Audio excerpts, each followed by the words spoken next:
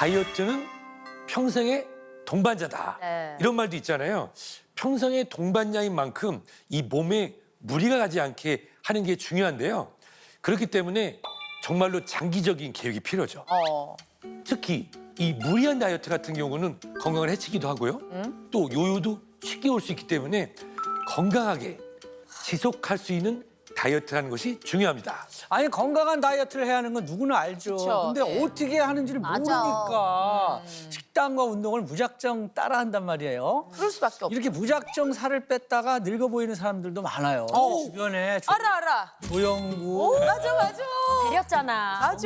맞아. 등등 해서 예. 맞습니다. 이 몸에 무리가 가는 다이어트 하는 경우에는 피부가 처지는 등 오히려 나이가 더 들어볼 수도 있어요. 맞아요. 아니 그러면 어떻게 해야지 젊음을 유지하면서 좀 살을 뺄 수가 있어요? 그러기 위해서는 예. 체중계를 버리셔야 됩니다. 아유, 선생님 무슨 말씀이세요? 다이어트 할 때 체중계는 제1 필수품이에요. 당연하죠. 많은 분들이 네. 다이어트 하면은 체중계의 숫자, 몸무게에 목숨을 겁니다. 맞아요. 하지만 같은 무게여도 이 근육과 지방의 부피는 다르죠. 자, 근육의 부피를 100%라고 했을 때 같은 무게의 지방의 부피는 130%에서 150%로 근육보다 지방의 부피가 더 크다는 것을 알 수가 있습니다. 즉, 같은 체중이어도 네. 이 근육량과 체지방률에 따라서 체형이 달라질 수 있다는 것이죠. 그리고요, 이게 되게 말랐는데 생각보다 몸무게가 많이 나가는 사람도 있고 또 이렇게 보기에는 이렇게 풍채가 좀 있어 보여요. 그런데 몸무게가 생각보다 적게 나가는 맞아. 사람들도 있단 말이에요. 이게 근육과 체지방의 차이였네요. 맞습니다. 그래서 건강한 다이어트를 위해서는 체지방은 줄이고 근육량을 늘려야 되는 거죠.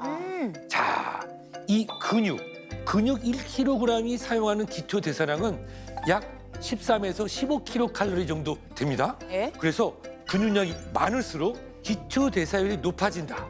그렇게 되면은 우리 몸은요, 이 체지방에서 쭉 에너지를 뽑아다 쓰고 가만히 있어도 체지방이 주는 효과를 얻을 수가 있습니다.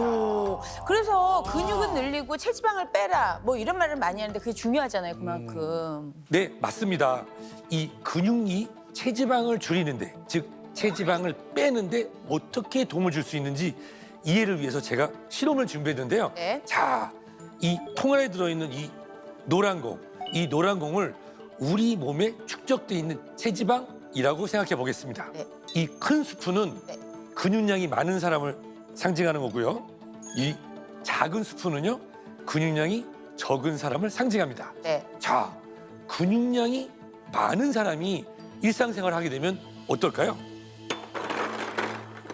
근육량이 많은 사람의 일상생활, 이렇게 많은 체지방을 사용합니다.